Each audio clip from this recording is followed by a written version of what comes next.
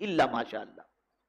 میرے پیارے آقا صلی اللہ تعالی علیہ وسلم کے پیارے دیوانوں، اس لیے ماہ رمضان المبارک میں غریبوں کے لیے دوڑ دھوپ کرو، ان کے لیے کوششیں کرو، اور ہمیشہ اس کے لیے کوشش کرتے رہنا چاہیے کہ یہ کوشش اللہ کے نزدیک بہت افضل و اعلیٰ ہے۔ مجھے یاد آ رہا ہے الترغیب و ترہیب کے اندر موجود حدیث مبارکہ کا مفہوم۔ حضرت عبداللہ ابن عباس رضی اللہ تعالی عنہما مسجد نبوی شریف میں تشریف فرما تھے کہ ایک صاحب حاضر ہوئے اور اعتکاف میں تھے، ماہ رمضان تھا۔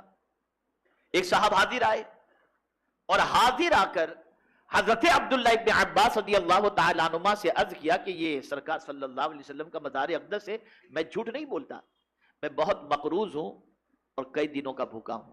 بس اس کو اتنا ہی کہنا تھا، اس کا اتنا ہی کہنا تھا کہ حضرت عبداللہ ابن عباس رضی اللہ تعالی عنہما اٹھے، اعتکاف میں تھے، رمضان کا اعتکاف، سنت اعتکاف، اٹھے اور جوتے جہاں ریک میں یا جہاں پڑے ہوئے تھے وہاں سے اپنے جوتے اٹھائے اور مسجد نبوی شریف سے باہر جانے لگے۔ جیسے ہی باہر جانے لگے تو اس پریشان حال نے حضرت عبداللہ ابن عباس رضی اللہ تعالی عنہما سے عرض کیا کہ حضور، بلا ضرورت شرعی مسجد سے رمضان المبارک میں نکلنا اعتکاف جو ہے اس سے ٹوٹ جاتا ہے، آپ حضور نکل رہے ہیں مسجد سے تو یہ اعتکاف ٹوٹ جائے گا۔ اب قربان جائیے ان کے جواب پر، انسانیت زندہ کرنے والا مہینہ۔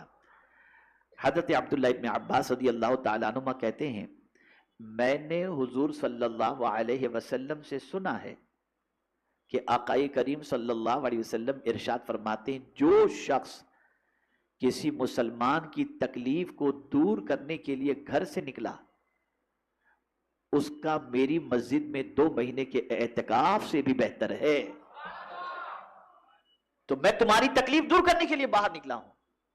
یہاں سے یہ بات سمجھ میں آئی کہ یہ معمولی عبادت نہیں ہے، یہ ہلکی پھلکی عبادت نہیں ہے کسی غمگین کے اور کسی پریشان حال کی پریشانی کو دور کرنا، یہ بہت بڑی عبادت ہے۔ اور مجھے یہاں پر مولانا روم رحمت اللہ تعالی علیہ کا ایک قول یاد آتا ہے، کسی نے ان سے پوچھا کہ اللہ سے قریب ہونے کا کوئی سب سے شارٹ کٹ راستہ بتائیے، کوئی شارٹ کٹ راستہ؟ تو ارشاد فرماتے ہیں یہ مومن کے دل سے ہو کر کے گزرتا ہے، اگر تیری وجہ سے کسی مومن کا دل خوش ہو گیا نا تجھے اللہ کے قرب کی دولت نصیب ہو جائے۔ مومن کا دل خوش کریں، غمزدوں کے غم کو دور کریں، پریشان حالوں کی پریشانیاں دور کریں، مصیبت زدوں کی مصیبتیں دور کریں۔ میرے پیارے آقا صلی اللہ تعالی علیہ وسلم کے پیارے دیوانوں، اسی کام کی بنیاد پر بہت ساروں کو بڑا اونچا مرتبہ ملا ہے۔ آج جو سلسلے اشرفیہ جن کی طرف منسوب ہے، حضرت سلطان اشرف جہانگیر سمنانی رحمت اللہ تعالی علیہ جو تاریخ سلطنت تھے، وہ کیا فرماتے ہیں اس سلسلے میں، ذرا سنیے۔ حضرت سید اشرف جہانگیر سمنانی رحمت اللہ تعالی علیہ فرماتے ہیں مجھے جو بھی مرتبہ ملا ہے وہ محض عبادت سے نہیں بلکہ خدمت خلق اور غمخواری کی وجہ سے یہ مرتبہ ملا۔ جہاں اللہ کے ولیوں کی زندگی عبادت میں گزرتی ہے وہیں اللہ کے ولیوں کی زندگی خدمت خلق میں بھی گزرتی ہے۔ یہی وجہ ہے کہ روتا ہوا کوئی بندہ ان کی چوکھٹ پہ پہنچتا ہے اور مسکراتا ہوا چلا جاتا ہے۔ آج تو غریبوں کا پیسہ بھی لوگ کھینچ رہے ہیں، لاؤ ہمیں لاؤ، ہمیں لاؤ، ہمیں لاؤ، لاؤ لاؤ جتنا ہے دے دو، لاؤ اتنا لاؤ، اتنا لاؤ۔ اللہ معلوم کیا ہوگا اور کیا کر رہے ہیں، مجھے نہیں معلوم۔ اے رسول رحمت صلی اللہ علیہ وسلم کے دیوانوں، دینا بھی سیکھو۔ اور میں نے جو ابتدا میں خطبہ مسنونہ کے بعد جس حدیث مبارکہ کی تلاوت کا شرف حاصل کیا اس میں رسول اعظم صلی اللہ علیہ وسلم فرماتے تم رحمان کی عبادت کرو اور کھانا کھلاؤ اور سلام عام کرو اور سلامتی کے ساتھ جنت میں داخل ہو جاؤ۔ سلامتی کے ساتھ، اللہ اکبر، یہ حضور صلی اللہ علیہ وسلم فرماتے۔ اور تاریخ گواہ ہے بے شمار صحابہ ماہ رمضان میں کبھی تنہا افطار کرتے ہی نہیں تھے جب تک کہ کوئی روزے دار کو اپنے ساتھ نہ کر لے۔ اور بسا اوقات تو ایسا ہوتا کہ خود پانی سے افطار کرتے اور روزے دار کو بہت کچھ نعمتیں عطا کر دیتے. اور ہمارا حال کیا ہے؟ ارے بھائی ادھر تھوڑا سا، ادھر سے بھی کھینچا، ادھر سے بھی کھینچا. عجیب سچویشن. انسانیت دم توڑ چکی ہے، انسانیت کا جنازہ نکل چکا ہے. میرا یہ جملہ زندگی بھر یاد رکھیے گا، زندگی بھر یاد رکھیے گا. جملہ یہ ہے، کھلانے والا کبھی بھوکا نہیں رہتا. اس کو یاد رکھیے گا. آپ ذرا اپنی عادت بناؤ کھلانے کی، کھلانے کی عادت بناؤ. جتنا اللہ نے کھلانے پر نوازا ہے، خود حضور صلی اللہ علیہ وسلم کا ارشاد گرامی ہے، صدقہ دینے سے مال کم نہیں ہوتا اور معاف کرنے سے عزت کم نہیں ہوتی. لیکن شیطان کیا کرتا ہے؟ نہیں کہاں دے رہے ہو یار، اتنا کم ہو جائے گا. الشیطان یعدکم الفقر، قرآن کہتا ہے. شیطان محتاجی کی جو ہے نا کا وسوسہ ڈالتا ہے. ارے کہاں دے رہے ہو، اتنی کیا ضرورت ہے. اب یہاں ایک بات بتا دوں، شروع کہاں سے کرنا ہے، کہاں دیں؟ تو یاد رکھیں، جب حضور صلی اللہ علیہ وسلم سے پوچھا گیا قرآن مقدس میں، یسألونک ماذا ینفقون، تم سے پوچھتے ہیں وہ لوگ کہ ہم کیا خرچ کریں، تو حضور نے ابتدا کہاں سے فرمایا؟ حضور صلی اللہ تعالی علیہ وسلم سے جب پوچھا گیا یسألونک ماذا ینفقون قل ما انفقتم من خیر، ماں باپ سے شروع کیا، والدین. یہ زکوٰۃ نہیں، زکوٰۃ اصل کو بھی نہیں دے سکتے، نسل کو بھی نہیں دے سکتے.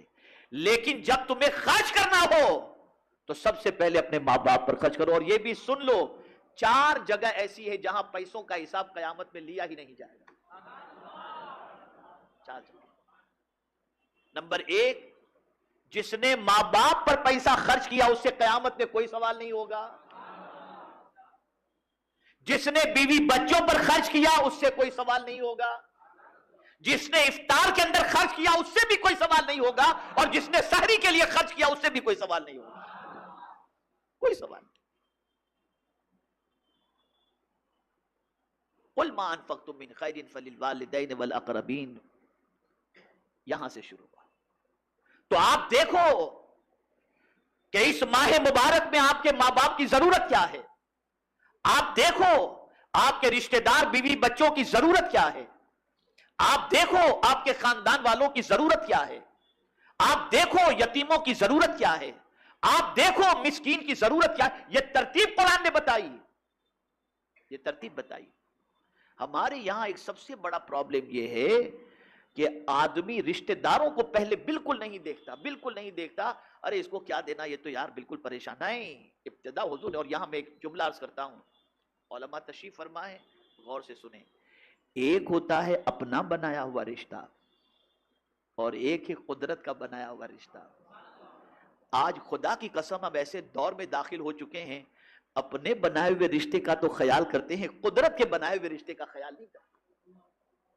ماں باپ، بھائی بہن، بیوی بچے، خالہ چچا ماموں، یہ سب قدرت کے بنائے ہوئے رشتے ہیں. لیکن ادھر کوئی خیال نہیں کرتا. آدمی اپنے دوست کا خیال کرتا ہے، دوست کی ماں کا خیال کرتا ہے، دوست کی بہن کا خیال کرتا ہے، دوست کے ماموں کا خیال کرتا ہے، یہ سب کرتا ہے. ہم اپنے بنائے ہوئے رشتے کا خیال کرتے ہیں، قدرت کے بنائے ہوئے رشتے کا خیال نہیں کرتے. اور یہی وہ جرم ہے جس جرم کی بنیاد پر ہماری روزی میں اللہ تنگی عطا فرماتا ہے. کسی نے حضور صلی اللہ علیہ وسلم سے پوچھا، یا رسول اللہ صلی اللہ تعالی علیہ وسلم، کوئی ایسا عمل بھی بتایا جائے جس سے عمر میں بھی برکت ہو اور رزق میں بھی برکت ہو. سرکار نے فرمایا، جو صلہ رحمی کرے یعنی رشتہ داروں کے ساتھ اچھا سلوک کرے، اللہ اس کی روزی میں بھی برکت عطا فرمائے گا اور عمر میں بھی برکت عطا فرمائے گا. یہ حضور صلی اللہ علیہ وسلم. تو آپ پہلے تلاش کرو اپنے رشتہ داروں کو. مجھ جیسا ادارہ چلانے والا 1000 آپ کے سامنے فضیلت بیان کرے، لیکن آپ سب سے پہلے اس چیز کو دیکھیں کہ آپ اپنی دولت کے کچھ حصے بنائیں، رشتہ داروں کے لیے بنائیں، دینی خدمات کے لیے بنائیں، غریبوں کے لیے بنائیں، یتیموں کے لیے بنائیں، مسکینوں کے لیے بنائیں. میں یہ نہیں کہتا مسجد مدرسے اور ضرورت مندوں کو دوسروں کو نہ دیں، لیکن پرائیورٹی جو ہے ادھر دیں اور اس کے بعد اس راستے میں بھی خرچ کریں. اگر آپ اس راستے میں خرچ نہیں کریں گے تو دین زندہ کہاں سے ہوگا؟ لیکن سب اٹھا کر ایک جگہ مت دے دو. پہلے تلاش کرو رشتہ داروں کو، ان کا بھی خیال کرو، ان کی ضرورت بھی پوری کرو. اور ایک آخری بات میں آپ کے سامنے عرض کر دوں، بہت حضور کو تلاش کرنے کا شوق ہوتا ہے، آدمی چاہتا ہے کہ مجھے حضور مل جائیں، بھلے اس کے لیے کچھ کرتا ہو یا نہ کرتا ہو، بھلے وہ آ کر کے مائک پر یہ کہے کہ میں سو جاؤں یا مصطفیٰ کہتے کہتے، کھلے آنکھ صلی علی کہتے کہتے، لیکن کوئی رات درود شریف پڑھ کے سوتا ہی نہیں، اور اٹھتا ہے تو پہلے واٹس ایپ چیک کرتا ہے، صلی علی زبان پر ہوتا ہی نہیں، لیکن کہے گا ضرور، الا ماشاءاللہ۔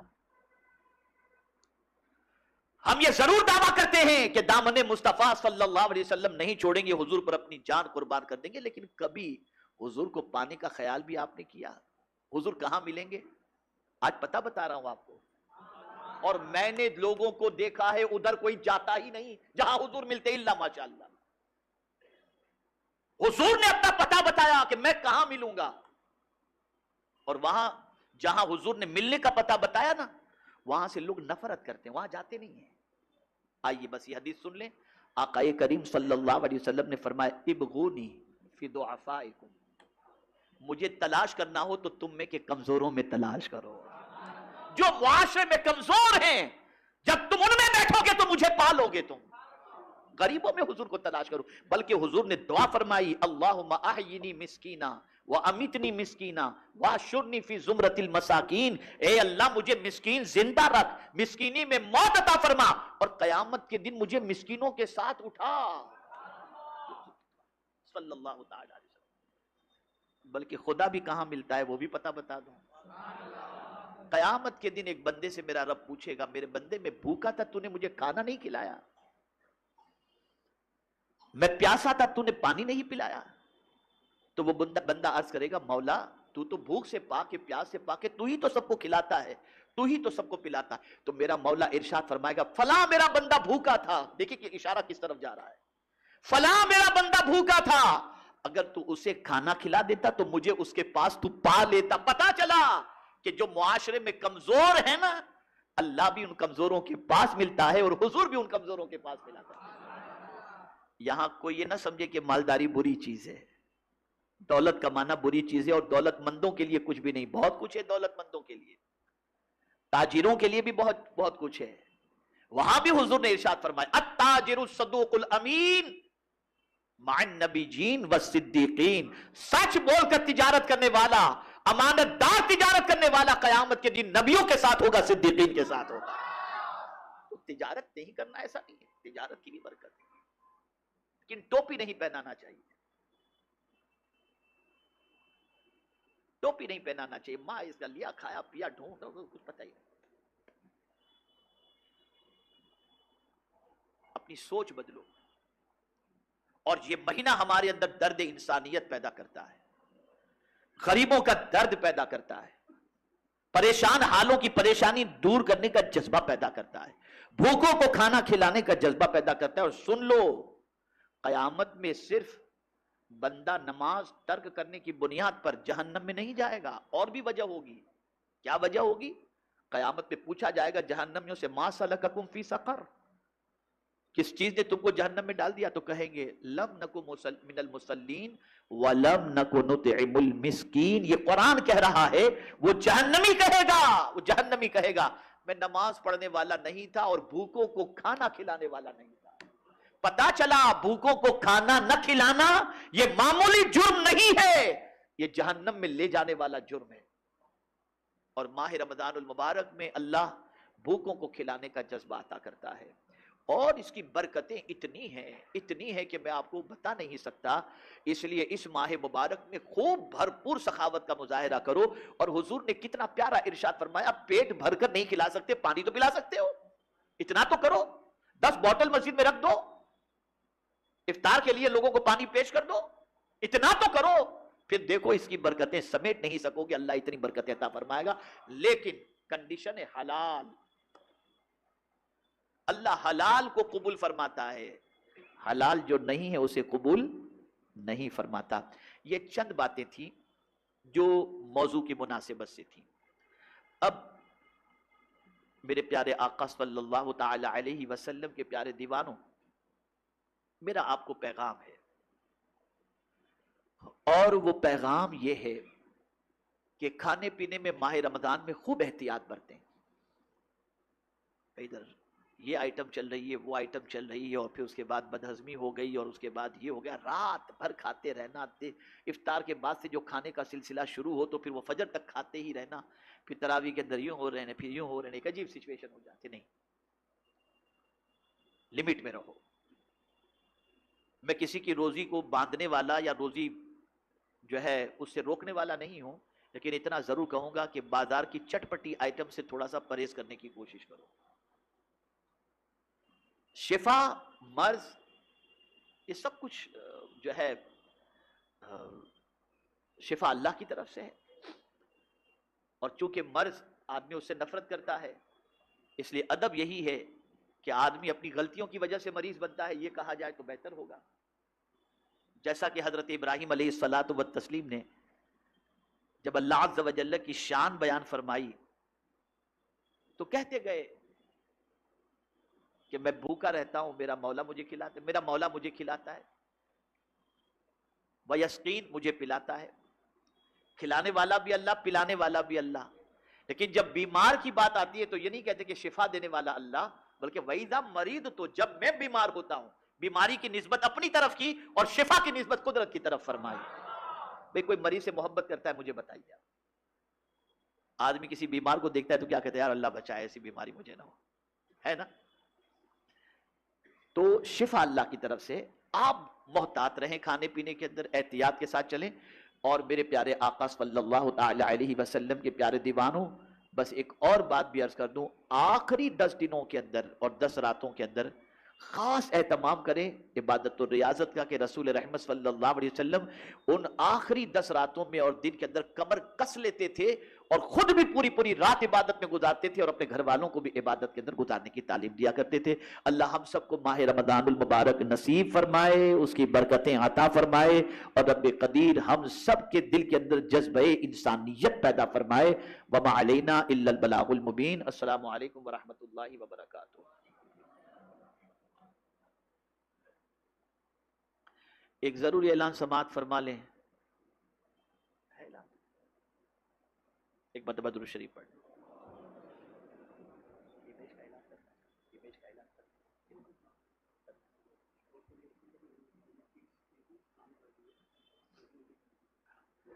اللہم صلی علی سیدنا و مولانا محمد معدن الجود والکرم والی وصحابہ بارک وسلم. ایک مہم میں نے شروع کی ہے، اور وہ یوٹیوب پر 4-5 دن پہلے میرا وہ بیان آ گیا ہے، سورہ یاسین کی فضیلت. میں نے اس مرتبہ یہ سوچا ہے، اور اس میں میں نے بیان بھی کیا کہ تقریباً 83 آیتیں یاسین شریف میں ہیں. تو اگر ہر مسلمان روزانہ 3 آیتیں یاد کرے ماہ رمضان میں، تو پورے مہینے میں اسے سورہ یاسین یاد ہو جائے گی. اور سورہ یاسین کیا ہے؟ حضور صلی اللہ علیہ وسلم فرماتے ہر چیز کا دل ہوتا ہے، قرآن کا دل سورہ یاسین ہے. انشاءاللہ روزانہ SDI چینل پر 3 آیتیں برابر جاری رہیں گی، آپ سن سن کر اس کو یاد کر سکتے ہیں. یہ آپ کے لیے انشاءاللہ العظیم بہت بڑا تحفہ ہوگا، اور ہو سکتا ہے یہ میری نجات کا سامان بھی بن جائے. دوسری چیز یہ ہے کہ صدقہ نافلہ، ایک ہوتا ہے زکوٰۃ، ایک ہوتا ہے روز گھر سے نکلو تو صدقہ دے کر نکلو. آدمی اپنے حساب سے صدقہ نکالتا ہے. تو آپ جانتے ہیں کہ میرے پیارے آقا صلی اللہ تعالی علیہ وسلم کے پیارے دیوانوں، بہت سارے شعبہ جات تحریک سنی دعوت اسلامی کے ہیں. اس لیے ہم نے امیج چھوٹے چھوٹے بنائے ہیں، 50 روپے کا، 100 روپے کا، 200 روپے کا، اس طریقے سے 1000 روپے 2000 روپے تک کے امیجز بنے ہیں. آج کل آپ جانتے ہیں کہ مطلب ڈیجیٹل ورلڈ چل رہا ہے، اور آپ کو اگر صدقے کے اندر جمع کرنا ہے تو آپ فوراً جو ہے وہ 50 روپے کو کرنا ہے تو آپ فوراً وہ 50 روپے پہ وہ کر دیں، تو آپ کا 50 روپے جمع ہو جائے گا سنی دعوت اسلامی کے اکاؤنٹ کے اندر. اور یہ بات یاد رکھیں کہ ایک ایک پیسہ انشاءاللہ دین کی خدمت کے اندر خرچ ہوگا. آپ یہ امیجز خود بھی اس کو استعمال کریں اور اسے دوسروں تک وائرل بھی کریں، تاکہ آپ کے ذریعے دین کے راستے میں بھی تعاون آپ کی طرف سے حاصل ہو جائے. اور اس میں آپ خاص طور پر امیج کے اندر دیکھیے گا میرا نام اس کے اندر مینشن کیا ہوا ہے. تو جو یہ ہو، میں یہ نہیں کہتا دوسروں کو آپ نہ دیں، لیکن آپ کی یہ حد دل عزیز تحریک جو سنی دعوت اسلامی ہے، تو اس کے اندر میرا نام ان لوگوں نے، ساتھیوں نے ڈالا. میں نے دیکھا، میں نے تو کہا بھی نہیں تھا، میرا نام انہوں نے ڈالا. تو وجہ یہ کہ بولے حضرت یہ لوگوں کو پتہ چلے کہ آپ جو تحریک کے امیر ہیں، یہ اس تحریک کے اندر یہ پیسہ. تو آپ روزانہ اس چیز کی کوشش کریں، اور اس امیج کو جتنا وائرل ہو سکے آپ وائرل کریں، تاکہ جو بھی آپ کے ذریعے جس تک پہنچے اور جو صدقہ نافلہ جمع کرائے گا، اس کا ثواب اللہ